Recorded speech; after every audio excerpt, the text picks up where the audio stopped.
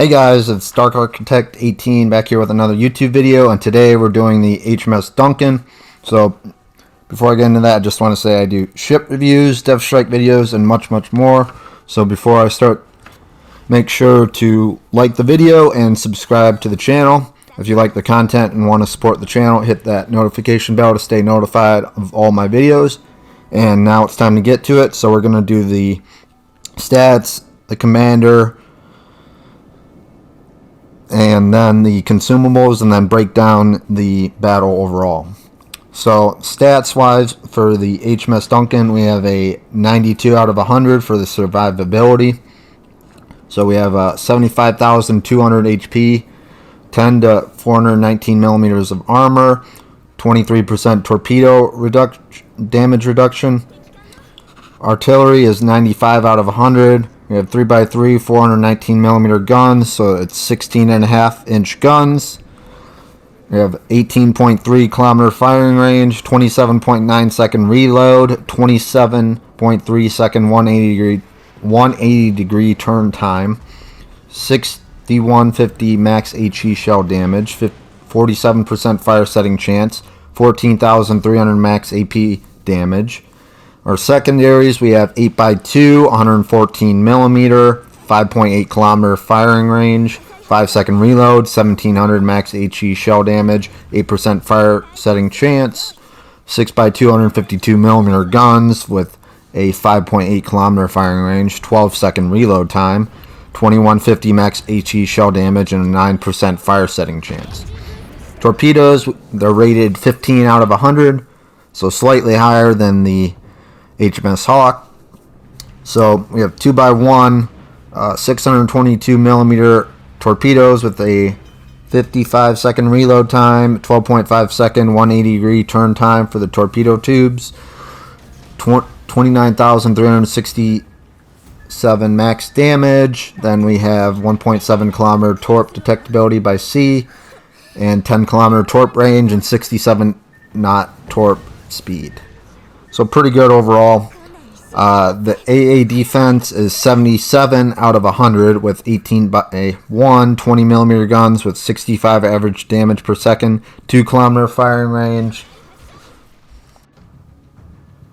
And we have 10x2 40 millimeter guns with 227 average damage per second, 3.5 kilometer firing range, 4x8 40 millimeter, 79 average damage per second, 2.5 kilometer firing range with 8x2 114 millimeter guns with a 71 average damage per second with 5 kilometer firing range. Maneuverability is 38 out of 100, so decent mean for a battleship. So we have 28.8 knot max speed, 910 meter turning circle radius, 14.1 second rudder shift time. So my rudder shift time on the Hawk is, I think it was 12.5, and this one's 14.1. So I mean, both of those rudders are pretty good for battleships. Obviously the Hawk's better, but just to give you some insight. Concealment wise, we have 44 out of 100. So we have 13.2 kilometer detectability by sea, 11.1 kilometer detectability by air, 2 kilometer guaranteed detectability, and a 15.3 kilometer detectability while firing in smoke. Commander wise, we have Azerlane Nelson on here as the main commander, with inspirations of Azerlane Scharnhorst and Azerlane Chapiev. So we have a damage mitigation build and an accuracy and I guess a ship module incapacitation kind of build. So for skills for our commanders, for Azerlane Nelson, are flammable cannoneer, gyrating drill bits, marksmanship, master mechanic, and fight fire with fire. So we're doing range, some more turret traverse, and then obviously some more accuracy with the guns. Our mods for the ship are aiming systems mod 1, steering gears mod 2, concealment system mod 1, and main battery mod 3. So more accuracy, better rudder, better concealment, and better reload. So that's really the theme. We're trying to make the rudder, the reload, and obviously the dispersion or accuracy better as well. So with the Duncan, we have consumables of obviously a damage control mod, or not mod, but consumable. And then we have a heal, some speed boosts, and defensive AA, or the choice of enhanced secondary targeting. In this case, I think I started out with four heals, then it was, I believe it's 3 speed boosts, and then 2 defensive AAs. So pretty good overall. But basically, how I started out this battle is we just started at the blue cap at the center and are working our way up. Now we're working our way back because we pushed too far forward. So it's always that you got to have that awareness of to know when to push forward and when to reverse. In this case, it is the case to reverse because you really don't want to push too far forward, or you're really going to get into a situation where you can't get out of it easily, and then you're going to not make it. So, see how we fired that torpedo, one of those off the side. So that destroyer was smart. He slowed down. I mean, if he wasn't looking at that or really thinking about it as much, or he was going too fast, and I anticipated that maybe a little bit better, then I could have maybe taken him out easily. But nonetheless, sometimes you can't get it, and that's how you learn. So always through a progress of reconsidering what you're doing and trying to do better each time you go at it. So we're going to push up a little bit more. We got a torped on the, I think it was the main.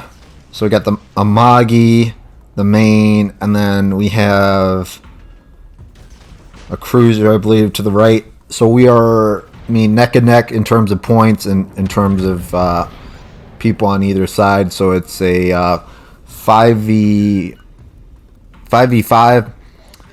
So we're at 50,000 damage. Pretty good overall. So we're just going to kind of slow up here, look around. Obviously, the main's almost dead. I see that I'm getting shot to the right, so I'm probably going to back up here.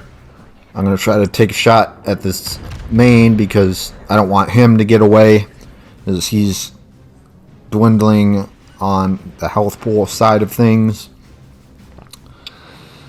So we got the Magi in front of us. We're pointing our nose at him as well.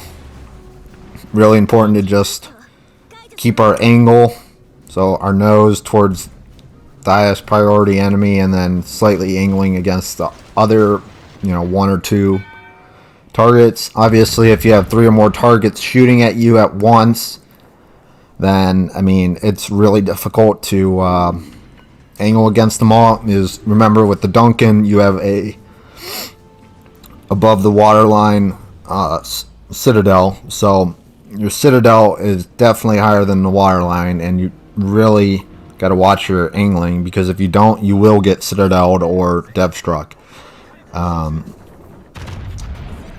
So that's just, that's the major theme with like the Hawk, the Duncan, the Rook, the tier 6 tech tree battle cruiser for the British. So that's the theme overall. But that doesn't mean you can't do things in the ship. Nelson, for example, has a horrible citadel, and it's got like paper mache armor, even though its armor is like pretty good. But it's, citadel is above the water as well, or right at the water, and it's just really easy to take you out. And you barely have any, armor plating on the front for the Nelson. It's the same thing with this. But obviously the Nelson has like better torpedo damage reduction, and it's got its own kind of unique features for the ship. And then this ship, it's got slightly better torpedo damage reduction than the Hawk, but the health pool is pretty good overall. It's 75,200. The defensive AA is really nice. The speed boost really can get you up to, I would say, 33, 34 knots with the speed boost. Without it, it's 28.2. So overall, pretty decent ship. I mean, that's pretty fast for a battleship, and it's awesome to have that defensive AA mod, or not mod, but the consumable and the speed boost consumable as well, because that makes you a little bit more, I guess, speedy in that sense, and as well as able to counter carriers, because that's important at these, you know, higher tiers, like especially tier 8. You know, you're gonna be going against tier 7 carriers or legendary carriers, so you really gotta keep in the back of your mind, you know, there might be a carrier in this match. So, you know, if there is, then what am I gonna do? And, you know, you got to be prepared for as many possibilities as once with your builds, your commander builds. So in this case, we're gonna shoot a torp here. We're gonna take a shot now at the Aegir. He is backing up. Obviously, my first torp's not gonna hit, so I'm like, shoot, shoot, shoot. I gotta, I gotta get this guy. So see how the torps turn. So he's got torps on me. I'm trying to turn away. Thankfully, he didn't get me there with, I think, all 3. He only got me with 2. And now we got some close encounters with the Aegir. We're going to try to take him out. I'm going to aim up towards the superstructure, and we're going to get him. So we got a high caliber and 138,000 damage. Really think this was a really good game for the Duncan. It's a pretty fun ship overall. It's pretty accurate. It's got a lot going for it. So, yeah. Got some more videos coming up. I got some that I got to still do this week, but or today. We'll see how it goes. But appreciate everyone's support. Let me know what you think of the HMS Duncan. And if you liked the video and want to see more of this content, make sure to like the video and subscribe to the channel. Also make sure to hit that notification bell to stay tuned to the next video. So we ended with 141,000 damage. It was like 2,500 XP. Pretty good game overall. I really enjoyed it. And yeah, really appreciate everyone's support. Just make sure to hit that like button if you like it. And yeah, this is Dark Architect 18. I'm out. Hope everyone has a good day. Peace. See you in the next video. Bye.